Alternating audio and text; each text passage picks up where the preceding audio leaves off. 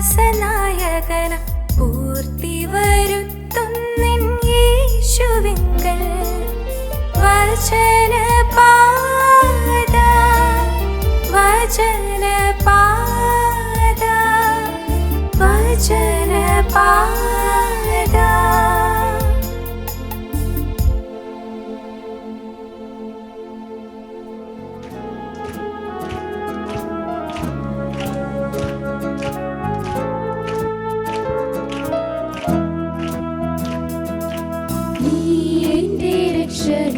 നീ എന്റെ പാലകൻ, നീ എനിക്ക് അഭയസ്ഥാനം. നീ എന്റെ രക്ഷകൻ, നീ എന്റെ പാലകൻ, നീ എനിക്ക് അഭയസ്ഥാനം. നീരിടും വേളയിൽ നീ എനിക്കേകിടും നന്മയിൻ നീരുറവാ.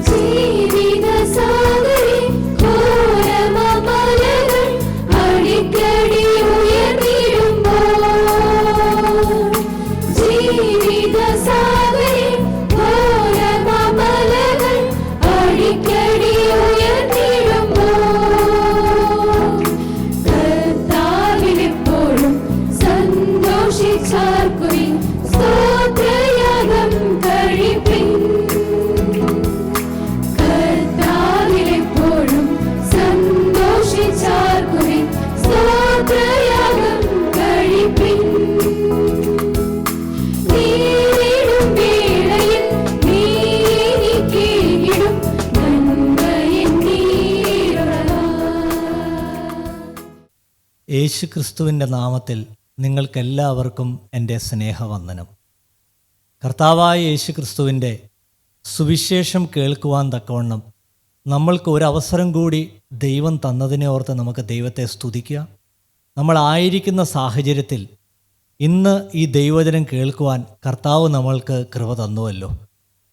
അവൻ്റെ സ്നേഹത്തിനും അവൻ്റെ കരുണയ്ക്കും അവൻ്റെ മനസ്സലിവിനുമായിട്ട് നമുക്ക് ദൈവത്തെ വാഴ്ത്തിക്കൊണ്ട് വചനത്തിനായി നമ്മുടെ കാതുകളെ തുറക്കാം.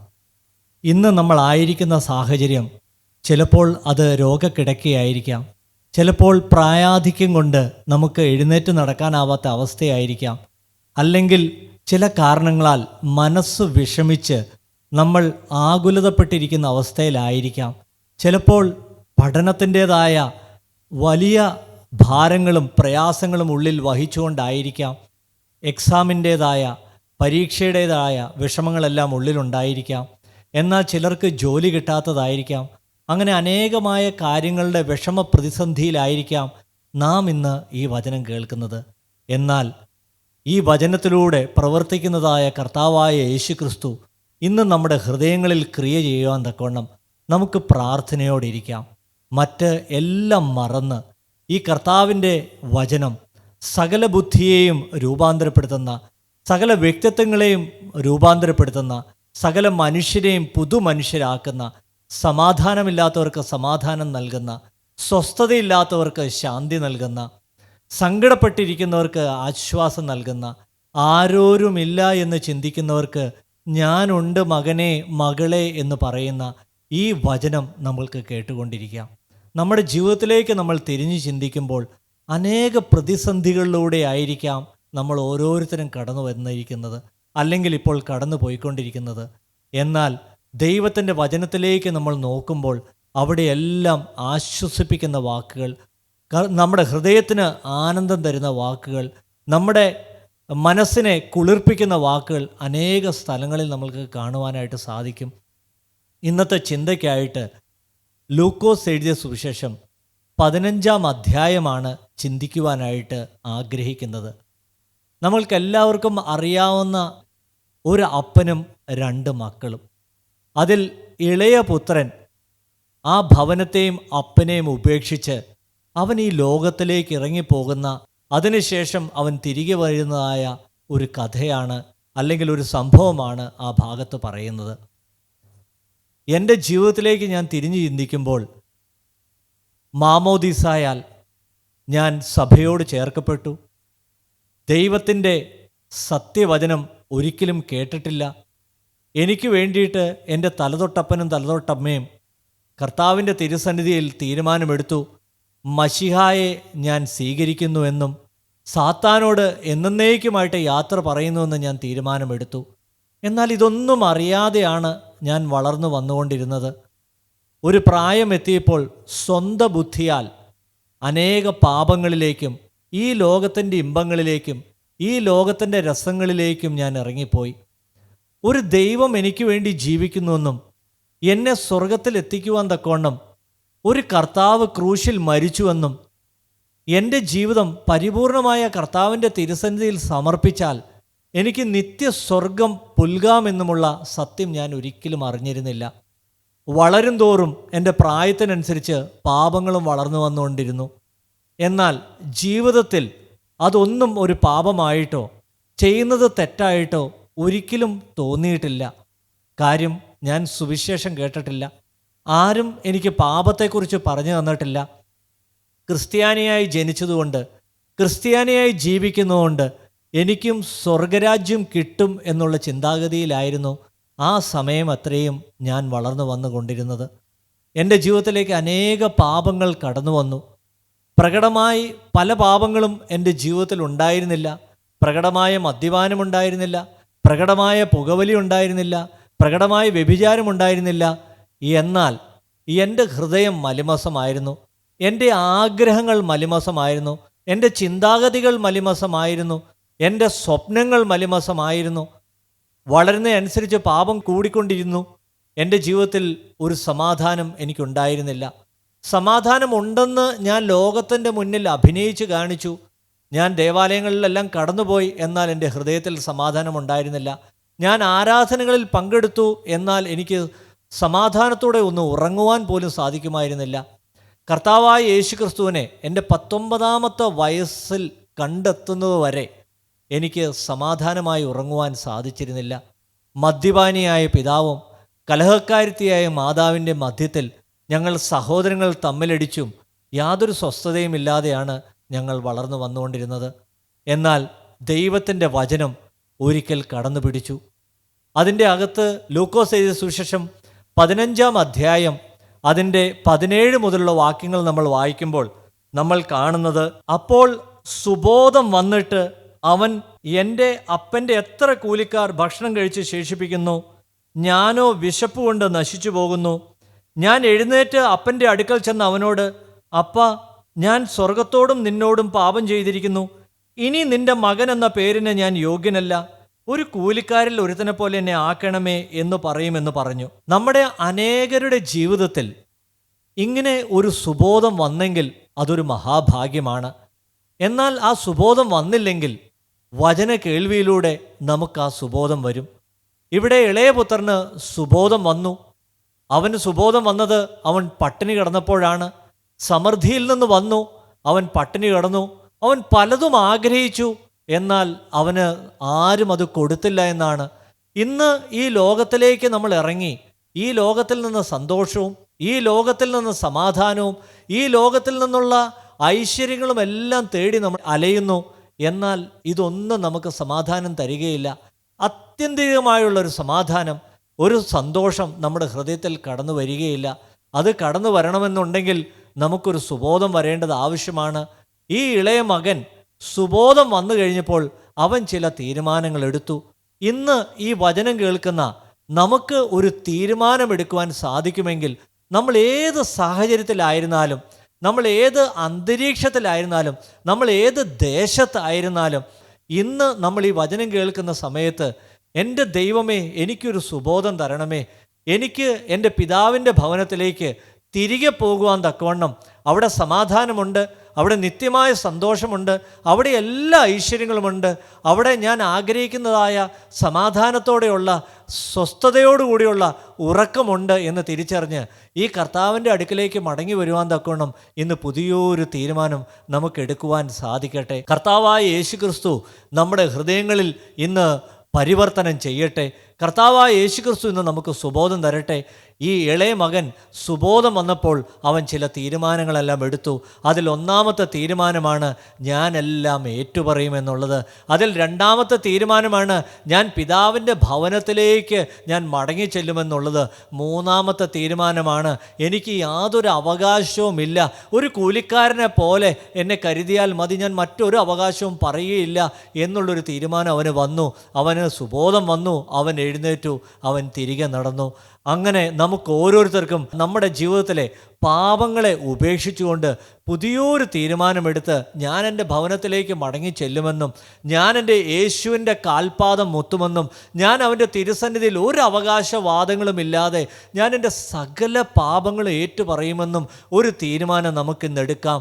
അവൻ്റെ ഭവനത്തിലേക്ക് അവൻ മടങ്ങിച്ചെന്നു. തുടർന്ന് നമ്മൾ വായിക്കുമ്പോൾ നമ്മൾക്കത് കാണാനായിട്ട് സാധിക്കും. ദൂരത്ത് നിന്ന് തന്നെ അപ്പൻ അവനെ കണ്ടു, മനസ്സലിഞ്ഞു, ഓടിച്ചെന്നു, അവൻ്റെ കഴുത്ത് കെട്ടിപ്പിടിച്ചു, അവനെ ചുംബിച്ചു. ഇളയ മകൻ പ്രതീക്ഷിച്ചത് അപ്പനോട് ഒരുപാട് അപേക്ഷിക്കേണ്ടതായിട്ട് വരും. ഞാൻ എല്ലാ സ്വത്തും മേടിച്ച് ഞാൻ വീട്ടിൽ നിന്ന് ഇറങ്ങിപ്പോയതാണ്. അവൻ ഏറ്റവും നഷ്ടമായ സ്വത്ത് എന്ന് പറയുന്നത് ഈ അപ്പൻ തന്നെയാണ്. ഈ സ്നേഹവാനായ അപ്പൻ, ഈ മനസ്സുള്ളവനായ അപ്പൻ, ഈ സകല സമ്പത്തിൻ്റെയും ഉടയവനായ അപ്പൻ, ആ അപ്പനെയാണ് സത്യത്തിൽ അവൻ നഷ്ടമാക്കിയത്. അവൻ ചിന്തിച്ചു അവൻ്റെ ഭാഗം മേടിച്ചുകൊണ്ടാണ് അവൻ ഭവനത്തിൽ നിന്ന് ഇറങ്ങിയതെന്ന്. എന്നാൽ അവൻ്റെ ജീവിതത്തിൽ അവൻ നഷ്ടമാക്കിയത് ഈ സ്വർഗത്തിലെ അപ്പനെയാണ്. എന്നാൽ ഈ അപ്പൻ അവൻ വരുന്നത് കാത്തിരിക്കുകയാണ്. ഇന്ന് നിങ്ങൾക്ക് പുതിയൊരു തീരുമാനമെടുത്ത് മടങ്ങി വരാൻ നമ്മൾക്ക് സാധിക്കുന്നുവെങ്കിൽ നമ്മളെ സ്നേഹത്തോടെ സ്വീകരിക്കുവാനിരിക്കുന്ന സ്നേഹവാനായ ഒരു അപ്പനെ നമ്മൾക്ക് കാണുവാനായിട്ട് സാധിക്കും. നീ എൻ്റെ കയ്യിൽ നിന്ന് സ്വത്തെല്ലാം മേടിച്ചിറങ്ങിപ്പോയതല്ലേ? നീ മാമോദീസായിൽ ഒരു തീരുമാനം എടുത്തതല്ലേ? നിൻ്റെ ജീവിതം മുഴുവനായിട്ടും നീ മദ്യത്തിനും, നീ കഞ്ചാവിനും, നീ വൃത്തികെട്ട കൂട്ടുകെട്ടുകൾക്കും, നീ മ്ലേച്ഛകരമായ പുസ്തകങ്ങൾക്കും മ്ലേച്ഛകരമായ സിനിമകൾക്കും എല്ലാം കൊടുത്ത് നീ നശിപ്പിച്ചവനല്ലേ എന്നൊരു ആരോപണവും ആ പിതാവ് ചെയ്തില്ല. അവൻ പന്നിയുടെ കൂട്ടത്തിൽ കടന്നു. മലിമസമായിരുന്നു അവൻ്റെ വസ്ത്രമെല്ലാം, അവൻ്റെ ശരീരത്തിൽ ആ ചേറെല്ലാം പൊതിഞ്ഞിരുന്നു. എന്നാൽ ആ പിതാവോ ഒന്നും ചോദിക്കാതെ അവൻ്റെ അടുക്കിലേക്ക് വന്ന് അവനെ അങ്ങ് പിടിച്ചു, അവനെ അതുപോലെ അങ്ങ് ചുംബിച്ചു. സ്നേഹവാനായ ഒരു പിതാവിനെയാണ് നാം ഇവിടെ കാണുന്നത്. നമ്മുടെ ജീവിതത്തിൽ എന്തെല്ലാം തെറ്റുകുറ്റങ്ങൾ വന്നെങ്കിലും, എന്തെല്ലാം പാപം വന്നെങ്കിലും, നമ്മെ കാത്തിരിക്കുന്ന, നമ്മളെ സ്നേഹിക്കുന്ന, നമുക്ക് വേണ്ടി നിത്യതയിൽ ഭവനമൊരുക്കുന്ന ഒരു സ്നേഹവാനായ പിതാവാണ് ഇന്ന് നമ്മുടെ ശബ്ദം കേൾക്കുവാനായി, നമ്മുടെ തീരുമാനം കേൾക്കുവാനായി, ഞാൻ മടങ്ങി വരുന്നു അപ്പ, ഞാൻ സ്വർഗത്തോടും നിന്നോടും പാപം ചെയ്തു അപ്പ എന്ന് പറയുന്ന പറയുന്ന ആ ഒരു തീരുമാനം അവൻ കേൾക്കാനായി, ആ പിതാവ് കേൾക്കാനായി കാത്തിരിക്കുകയാണ്.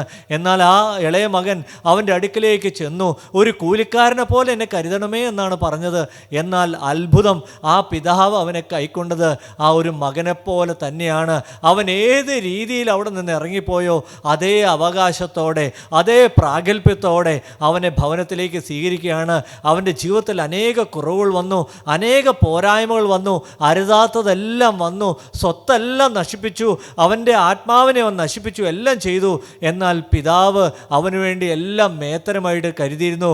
വീണ്ടും നമ്മൾ താഴത്തേക്ക് വായിക്കുമ്പോൾ നമ്മൾക്കത് കാണാനായിട്ട് സാധിക്കും. അപ്പൻ തൻ്റെ ദാസന്മാരോട്, വേഗം മേൽത്തരമായ അങ്കി കൊണ്ടുവന്ന് അവനെ ധരിപ്പിപ്പിൻ, അവൻ്റെ കൈക്ക് മോതിരവും കാലിന് ചെരുപ്പും ഇടുവിപ്പിൻ, തടിപ്പിച്ച കാളക്കുട്ടിയെ കൊണ്ടുവന്ന് അറുപ്പിൻ, നാം തിന്ന് ആനന്ദിക്കുക. ഇളയ മകനെ അത്ഭുതപ്പെടുത്തിക്കൊണ്ട് അവൻ്റെ അപ്പൻ 3 കാര്യങ്ങൾ അവിടെ ചെയ്തു. ആ മകൻ ഒരിക്കലും ഉൾക്കൊള്ളുവാനായിട്ട് സാധിച്ചില്ല. ഒരു വേലക്കാരൻ്റെതായ അവകാശം കിട്ടുമെന്ന് കരുതിയാണ് അവൻ വന്നത്, അതിനുവേണ്ടി അപേക്ഷിക്കാനാണ് അവൻ വന്നത്. എന്നാൽ അവൻ്റെ അപ്പനോ അവൻ ചിന്തിക്കുന്നതിലും നനയ്ക്കുന്നതിലും ഉപരിയായി അവനെ സ്വീകരിച്ചു. ഇന്ന് നാം പിന്മാറി നിൽക്കുമ്പോൾ നമ്മൾക്ക് കണ്ടെത്താൻ സാധിക്കാത്തത് ആ പിതാവിൻ്റെ സ്നേഹമാണ്. ആ പിതാവിൻ്റെ സ്നേഹവും ആ പിതാവിൻ്റെ കരുണയും ആ പിതാവിൻ്റെ ആർദ്രതയും നമ്മൾ മനസ്സിലാക്കുമ്പോൾ നമുക്ക് ഈ ദൈവസന്നിധിയിലേക്ക് കടന്നു വരുന്നതിന് ഒരു പാപവും പിന്നീട് തടസ്സമല്ല. തിരുസന്നിധിയിലേക്ക് ഏറ്റുപറഞ്ഞ് നമ്മൾ എല്ലാം ഉപേക്ഷിച്ച് അവനോട് മാപ്പിരക്കുമ്പോൾ സംഭവിക്കുന്നത്, അവൻ നമ്മെ കെട്ടിപ്പിടിക്കുന്നു. രണ്ടാമത്, അവൻ മേത്തരമായ അങ്കി നമുക്ക് വേണ്ടി ഒരുക്കി വെച്ചത് അവൻ ധരിപ്പിക്കുന്നു. അതുപോലെ തന്നെ കൈക്ക് മോതിരവും കാലിന് പുതിയ ചെരുപ്പും ഇട്ട് തരുന്നു. അതിനേക്കാളെല്ലാം അത്ഭുതമായി മൂന്നാമത്തെ കാര്യം, അവൻ തടിപ്പിച്ച കാളക്കുട്ടിയെ അറുത്തുകൊണ്ട് അവൻ വലിയൊരു വിരുന്നൊരുക്കുന്നു. ഇന്ന് നമുക്ക് ഒരു പുതിയ തീരുമാനമെടുക്കുവാൻ സാധിക്കുമെങ്കിൽ തീർച്ചയായും അവൻ്റെ സ്നേഹത്തിൻ്റെ ചുംബനം നമുക്ക് അനുഭവിക്കാനായിട്ട് സാധിക്കും. എന്താണ് ഈ വസ്ത്രം എന്ന് പറയുന്നത്? അത് നമുക്ക് വായിക്കാനായിട്ട് സാധിക്കും. എഫേസ്യർക്ക് എഴുതിയ ലേഖനം 6-ാം അധ്യായം അതിൻ്റെ 14 മുതലുള്ള വാക്യങ്ങൾ. മാനസാന്തരപ്പെട്ട് തിരികെ വരുന്നതായ നമുക്ക് ഓരോരുത്തർക്കും വേണ്ടി സർവായുധ വർഗം ദൈവത്തിൻ്റെ പരിശുദ്ധാത്മാവ് ഒരുക്കി വെച്ചിരിക്കുന്നു എന്ന് നമുക്ക് അവിടെ നിന്ന് വായിക്കാനായിട്ട് സാധിക്കും. നിങ്ങളുടെ അരയ്ക്ക് സത്യം കെട്ടിയും നീതി എന്ന കവചം ധരിച്ചും സമാധാന സുവിശേഷത്തിനായുള്ള ഒരുക്കം കാലിന് ചെരുപ്പാക്കിയും എല്ലാത്തിനും മീതെ ദുഷ്ടൻ്റെ തീയമ്പുകളെ ഒക്കെയും കെടുക്കുവാൻ തക്കതായ വിശ്വാസം എന്ന പരിചയം എടുത്തും കൊണ്ട് നിൽപ്പിൻ. രക്ഷ എന്ന ശിരസ്ത്രവും ദൈവവചനമെന്ന ആത്മാവിൻ്റെ വാളും കൈക്കൊള്ളുവിൻ. നമ്മൾ ചിന്തിക്കുന്നതിനും നിരക്കുന്നതിനും പരമായി നമ്മുടെ ജീവിതത്തിലേക്ക് സർവായുധ വർഗം ധരിപ്പിക്കുന്നതായ സ്വർഗത്തിലെ ദൈവത്തിൻ്റെ പരിശുദ്ധാത്മാവ് നമ്മളെ ദൈവവേലയ്ക്കായി ഒരുക്കുന്നു. ഒരു വിശുദ്ധനാക്കി തീർക്കുവാനായി നാം എവിടെ കടന്നു എന്ന് ഓർത്തുകൊണ്ടല്ല, നാം എന്തായി തീരുമെന്ന് ചിന്തിച്ചുകൊണ്ട് നമ്മുടെ ദൈവം നമുക്ക് വേണ്ടി സകലതും ഒരുക്കുന്നു. അത്ഭുതത്തോടുകൂടി എന്താണ് ഈ വിരുന്ന്? മാനസാന്തരപ്പെട്ട് കടന്നു വരുന്ന ഓരോ ദൈവമക്കൾക്കും വേണ്ടി അവൻ സ്വർഗീയ വചന വിരുന്നുകൾ ഒരുക്കുകയാണ്. നമുക്ക് വേണ്ട ഭക്ഷണം എന്ന് പറയുന്നത് ഈ സ്വർഗത്തിലെ ദൈവത്തിൻ്റെ തിരുവചനമാണ്. അതിന് നമുക്ക് ഈ വേദവചനം വായിക്കാം, ദൈവസന്നിധിയിൽ പ്രാർത്ഥിക്കാം. ദൈവത്തിൻ്റെ പരിശുദ്ധാത്മാവ് നടത്തുന്ന കൂട്ടായ്മകളിൽ ചേർന്നിരുന്ന് നമ്മളെ തന്നെ അനുദിനം ശുദ്ധീകരിച്ചുകൊണ്ട് ദൈവത്തിൻ്റെ വരവ് വരെയും അല്ലെങ്കിൽ നമ്മുടെ മരണം വരെയും ഈ ദൈവവചനം കേട്ടുകൊണ്ടിരിക്കാം. നമ്മളെ തന്നെ തകർച്ചയോടെ നമ്മളെ തന്നെ ആത്മാവിൽ കണ്ടുകൊണ്ട് ശുദ്ധീകരിച്ച് മരണം വരെയും നമുക്ക് നിൽക്കാം. ദൈവത്തിൻ്റെ വചനം സങ്കീർത്തനത്തിൽ പറയുന്നുവല്ലോ, ഹൃദയം നുറുങ്ങിയവർക്ക് യഹോവ സമീപസ്ഥൻ, മനസ്സ് തകർന്നവരെ അവൻ രക്ഷിക്കുന്നു. ഹൃദയ തകർച്ചയോടെ മരണത്തിൻ്റെ അവസാന നിമിഷം വരെയും ഹൃദയ തകർച്ചയോടെ പാപബോധത്തോടെ ഞാൻ ഒരു വലിയ പാപി എന്ന് തിരിച്ചറിഞ്ഞ് എനിക്ക് സ്വർഗത്തിലെ ദൈവം തന്ന രക്ഷയെ മനസ്സിലാക്കി എനിക്ക് ദൈവസന്നിധിയിൽ ചേർന്ന് നിൽക്കണം. ഈ ഇളയ മകൻ്റെ അനുഭവം അതാണ് നമ്മളെ കാണിക്കുന്നത്. എന്നാൽ ഇവിടെ മറ്റൊരു പുത്രനെക്കുറിച്ച് കൂടി ഈ വചനം പറയുന്നുണ്ട്. അത് മൂത്ത പുത്രനാണ്. നമ്മുടെ ജീവിതത്തിലേക്ക് നമ്മൾ തിരിഞ്ഞു ചിന്തിക്കുമ്പോൾ വർഷങ്ങൾക്ക് മുമ്പ് നമ്മൾ മാനസാന്തരപ്പെട്ടു, ദൈവസന്നിധിയിലേക്ക് നമ്മൾ ചേർന്നു വന്നു, നമ്മൾ കൂട്ടായ്മയോട് ചേർന്നു. അനേക പ്രകടമായ പാപങ്ങൾ നമ്മുടെ ജീവിതത്തിൽ നിന്നും മാറിപ്പോയി. നമ്മൾ പിതാവിനോട് ചേർന്നാണ് നമ്മൾ ജീവിക്കുന്നത്. എന്നാൽ കുറച്ച് കാലം കഴിയുമ്പോൾ നമ്മുടെ ഹൃദയത്തിൽ നിന്നുള്ള തകർച്ചയുടെ അവസ്ഥ മാറിപ്പോയി കഴിയുമ്പോൾ പിന്നീട് എന്താണ് സംഭവിക്കുന്നത്? ഈ മൂത്ത പുത്രൻ്റെ അവസ്ഥയിലേക്ക് നമ്മൾ മാറുകയാണോ? നമ്മൾ ഒന്ന് തിരിഞ്ഞ് ചിന്തിക്കേണ്ടത് ആവശ്യമാണ്. മാനസാന്തരപ്പെട്ടു എന്ന് പറയുന്ന വിശ്വാസികൾ, ദൈവവചനത്തോട് ചേർന്ന് നിൽക്കുന്നു എന്ന് പറയുന്നതായ വിശ്വാസികൾ, ഈ മൂത്ത പുത്രൻ ഈ പിതാവിനോട് ചേർന്നാണ് ഈ ഭവനത്തിലാണ് കഴിഞ്ഞിരുന്നത്. ഈ ഭവനത്തിൽ നിന്നുള്ള ആഹാരമാണ് അവൻ കഴിച്ചിരുന്നത്. ഈ പിതാവിൻ്റെ മുഖമാണ് അവൻ ദിനവും കണ്ടുകൊണ്ടിരുന്നത്. എന്നാൽ അവൻ്റെ ജീവിതത്തിൽ എന്താണ് സംഭവിക്കുന്നത്? നമുക്ക് വചനത്തിൽ നിന്ന് വായിക്കാം. അപ്പോൾ അവൻ കോപിച്ചു, അകത്ത് കടപ്പാൻ മനസ്സില്ലാതെ നിന്നു. അപ്പൻ പുറത്തു വന്ന് അവനോട് അപേക്ഷിച്ചു. വേദനാജനകമായ ഒരു കാര്യമായി പോയി. അതുവരെയും അപ്പനോട് കൂടി ജീവിച്ചവൻ, അതുവരെയും അപ്പൻ്റെ സകല ഐശ്വര്യവും കണ്ടെത്തിയവൻ, അതുവരെയും അപ്പനോട് ചേർന്ന് അവൻ്റെ ആരാധനകളിലും ശുശ്രൂഷകളിലും അല്ല പങ്കെടുത്ത മകൻ, ഇപ്പോൾ അവൻ അപ്പനോട് കോപിക്കുകയാണ്. അവൻ സ്വന്തമായി ഭവനത്തിൻ്റെ പുറത്തേക്ക് ഇറങ്ങുകയാണ്. അവൻ അകത്ത് കടപ്പാൻ മനസ്സില്ലാതെ നിന്നു. ഇന്ന് വരെയും അവൻ്റെ പിതാവ് അവനോട് എന്തെങ്കിലും അപേക്ഷിച്ചതായിട്ട് നാം കാണുന്നില്ല. എന്നാൽ പിതാവ് അപേക്ഷിക്കുവാൻ തക്കവണ്ണം, അവൻ പിതാവ് ഭവനത്തിന് പുറത്തു വന്ന് അവനോട് അപേക്ഷിക്കുവാൻ തക്കവണ്ണം അവൻ അങ്ങനെ ഒരു സാഹചര്യം ഒരുക്കി. നമ്മുടെ ജീവിതത്തിലേക്ക് നമ്മൾ തിരിഞ്ഞു ചിന്തിക്കുക. നമുക്ക് എന്തെല്ലാം അവകാശവാദങ്ങളാണുള്ളത്? ഇവിടെ മൂത്ത പുത്രൻ ചില അവകാശവാദങ്ങൾ പറയുന്നത് നമുക്ക് വചനത്തിൽ നിന്ന് വായിക്കാം. അവൻ അവനോട്, ഇത്ര കാലമായി ഞാൻ നിന്നെ സേവിക്കുന്നു, നിന്റെ കൽപ്പന ഒരിക്കലും ലംഘിച്ചിട്ടില്ല. എന്നാൽ എൻ്റെ ചങ്ങാതികളുമായി ആനന്ദിക്കേണ്ടതിന് നീ ഒരിക്കലും എനിക്കൊരു ആട്ടിൻകുട്ടിയെ തന്നിട്ടില്ല. അനേക കാര്യങ്ങൾ മൂത്ത പുത്രൻ അവിടെ അവൻ അവകാശവാദമായി പറയുകയാണ്. He has lot of claims to his father. എന്നാൽ ഈ പിതാവ് ഒരേ ഒരു കാര്യം മാത്രമേ പറയുന്നുള്ളൂ. എൻ്റെ മകനെ, നീയും മാനസാന്തരപ്പെട്ട് ദൈവഭവനത്തിലേക്ക് കയറി വരണം. ആരും അടയ്ക്കാതെ വണ്ണം തുറക്കുകയും ആരും തുറക്കാതെ വണ്ണം അടയ്ക്കുകയും ചെയ്യുന്ന ഒരു വാതിലുണ്ട്. ഒരിക്കൽ ഈ വാതിൽ അടയും. നീ ഒരിക്കൽ മാനസാന്തരപ്പെട്ടു, നിന്റെ പ്രകടമായ അനേക പാപങ്ങളോട് നീ യാത്ര പറഞ്ഞു, എല്ലാം ശരിയാണ്.